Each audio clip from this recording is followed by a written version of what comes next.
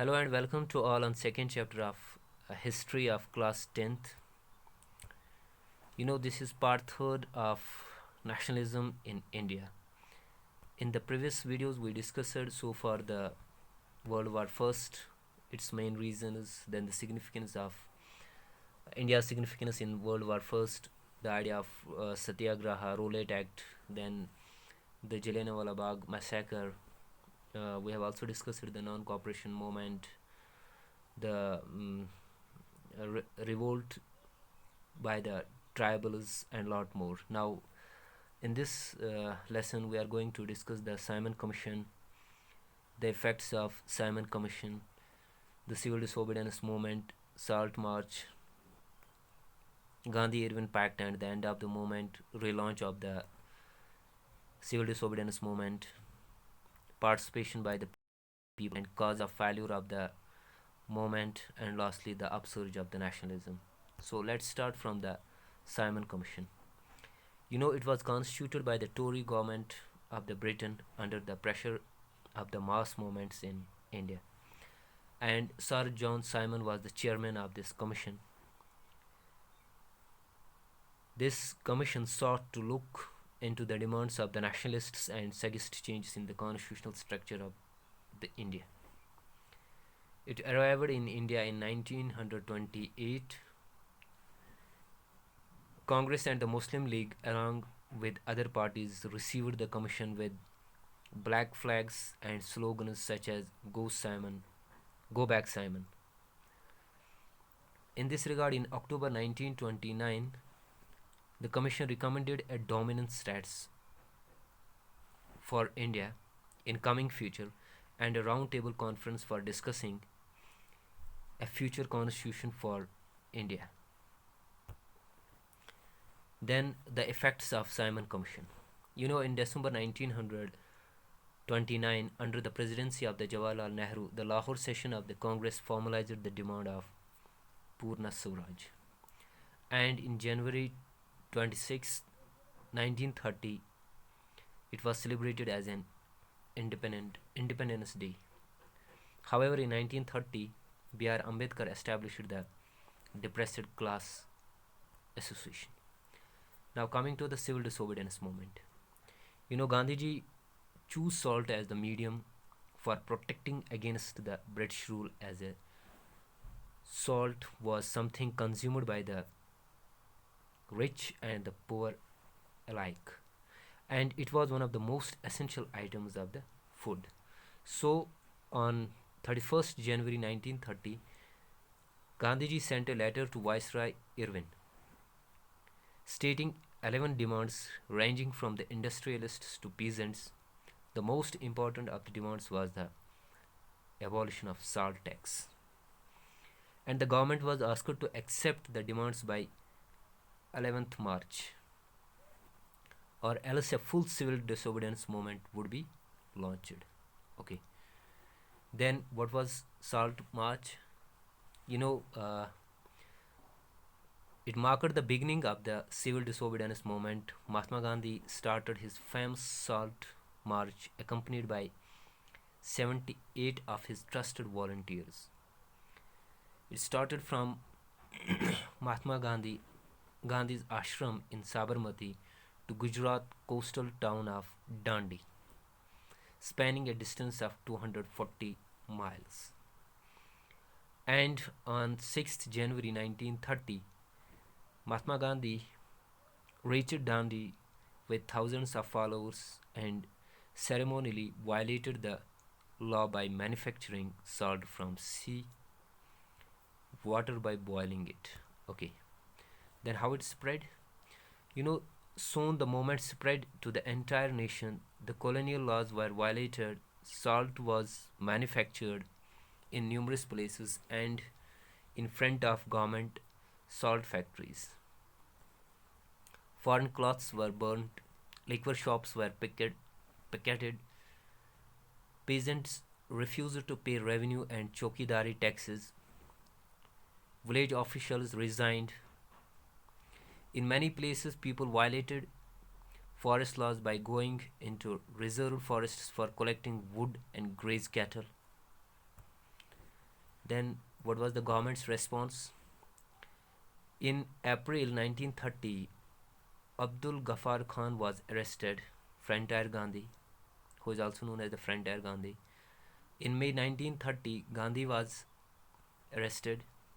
Peaceful satyagraha were attacked, women and children were beaten up by the government, and about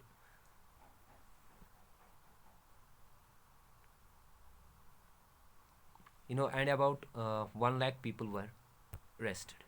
Okay, then coming to the Gandhi-Irwin Pact and the end of movement.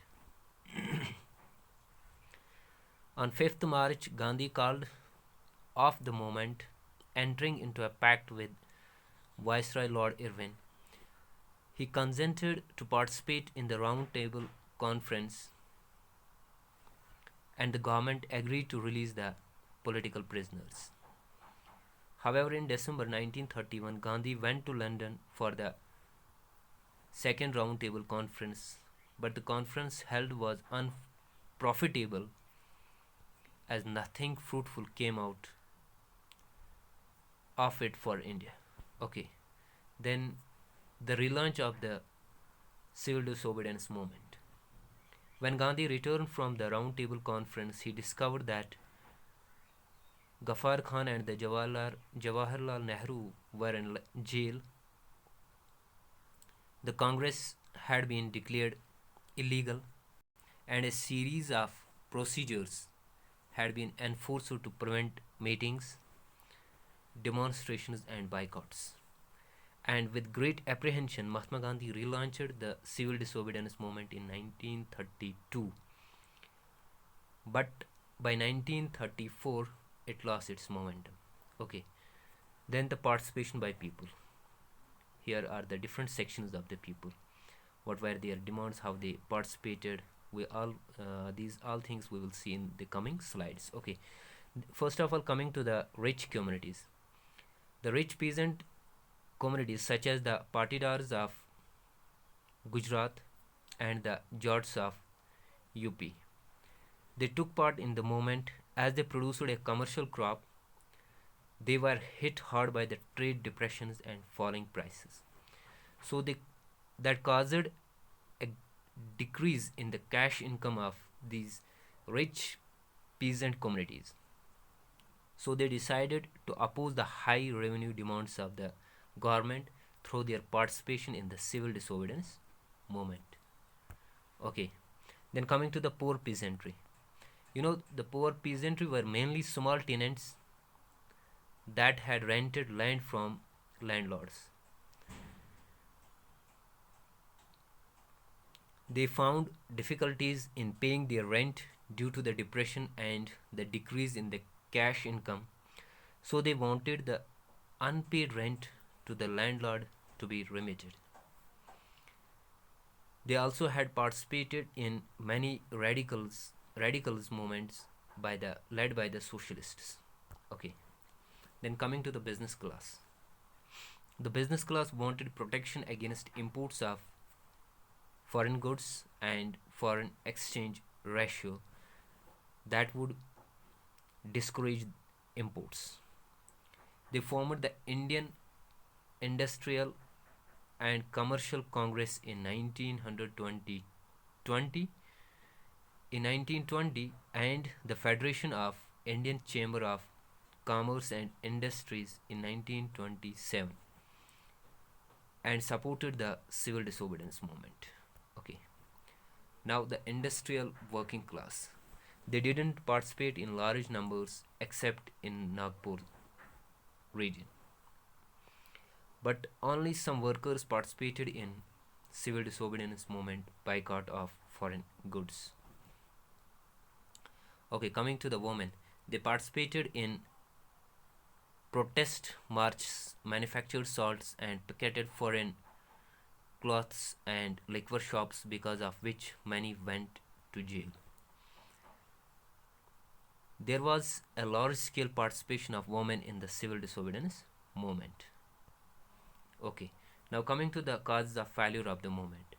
The civil disobedience movement was called off without the fulfillment of the demand of the rich peasant communities. When the movement was relaunched, many rich peasant communities decided not to join the civil disobedience movement. Then the Congress was unwilling to support the no rent campaign due to the fear of upsetting the rich peasants and lords. Then the spread of militant activities, worries of prolonged business disruptions, growing influences of socialism amongst the young Congress members, and the failure of the Round Table Congress led to the withdrawal of the support to the movement by the business class. Then the industrial workers did not participate in the civil disobedience movement except in Nagpur. The Dalits, untouchables, did not participate as the Congress sided with the conservative high caste Hindus. Muslim organizations and communities also sparsely participated in the movement. Muslims alienated from the movement due to the fear of the dominance of Hindu majority. Okay. Now coming to the upsurge of nationalism. A sense of unity and nationalism was inspired by history and fiction, folklore and songs, popular prints and symbols. Abanindranath Tagore's image of Bharat Mata and Bankim Chandra Chattopadhyay's song Vande Mataram united many people and communities. During the Swadeshi movement, a tricolor, red, green, and yellow flag was designed. It had 8 lotuses representing 8 provinces of British India and a crescent moon representing Hindus and Muslims. In 1921, Gandhiji had designed the tricolor Swaraj flag, red, green, and yellow, with the spinning wheel at the center. This flag represented the Gandhian ideal of self-help and became a symbol of defiance. The glorious development in the ancient times when art and architecture, science and mathematics, religion and culture, law and philosophy, and crafts and trade flourished were discovered under the help of history. This instilled pride and united the Indians. Okay, so this was all about in this lesson. Thank you. Bye bye.